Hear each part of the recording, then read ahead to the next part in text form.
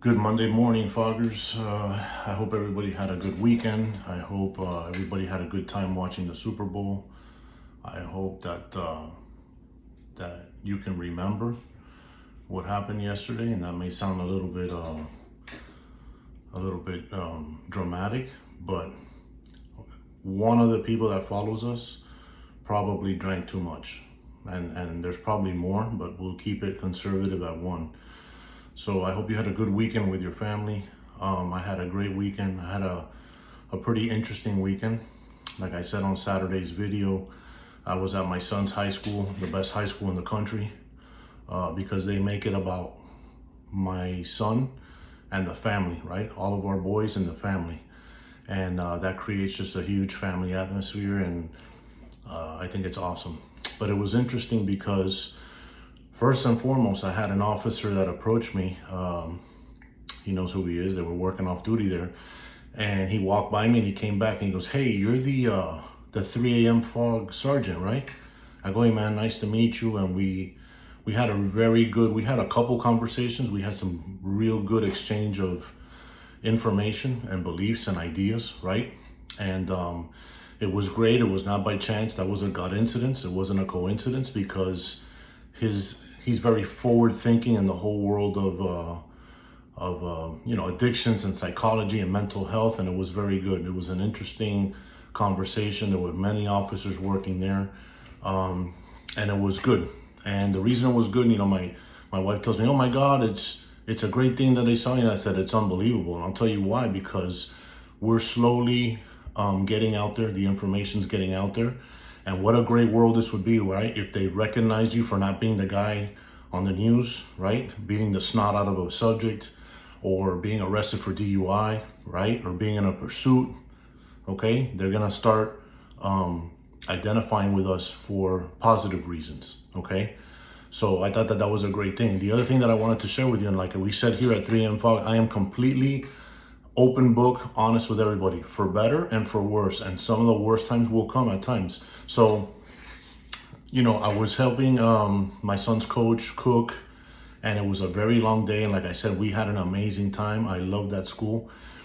But the truth of the matter is, I have a knee replacement, shoulder replacement, I have arthritis, and I'm just getting old. It just is, right? I'm paying for a lot of the stuff that I did to my body through the years. Sooner or later, you're gonna get the bill, okay, when you have to leave the store. And and I'm starting to get the bill for all the craziness that I did with my body, both physically and just all the stuff that I decided to swallow, right? I heard a good quote yesterday. You can either throw the grenade or you can swallow it and let it explode inside of you.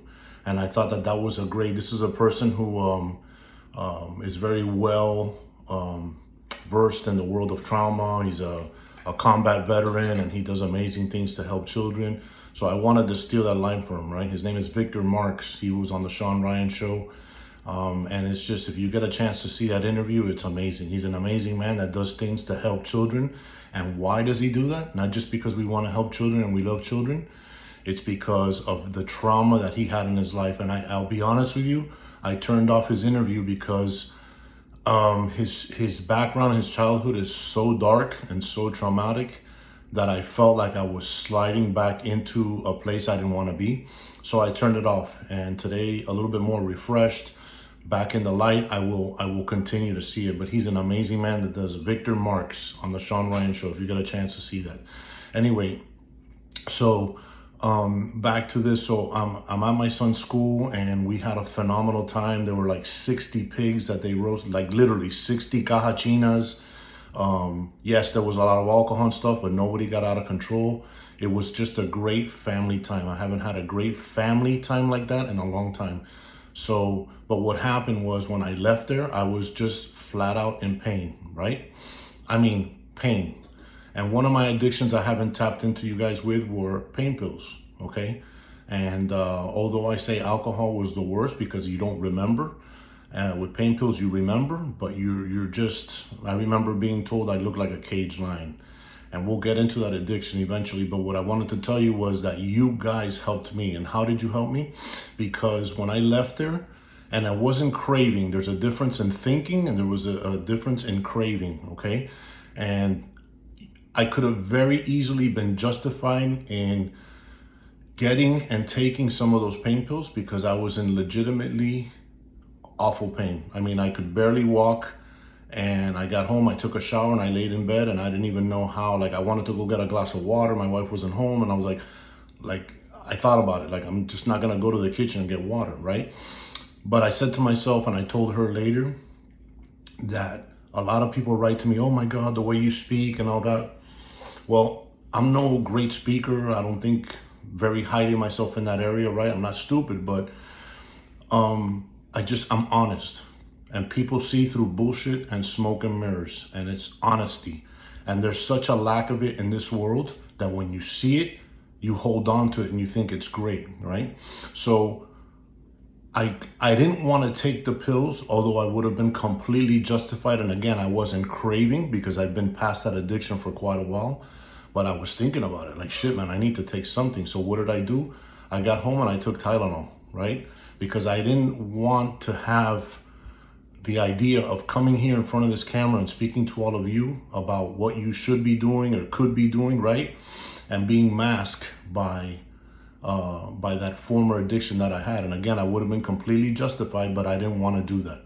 So I thank you because you guys put on that healthy stress. And we have healthy stress and negative stress, right? If I put you in an ice tub, it's good for you, right? But it's healthy stress because right all of a sudden your mind says fight or flight. I want to get the hell out of here. This is freezing. So there is healthy stress and there's bad stress. And we want to be, if under any stress, we want it to be healthy, right?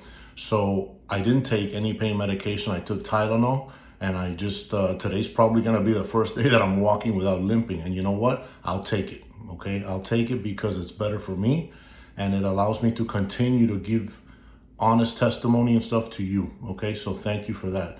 So I just wanted to say thank you for all that.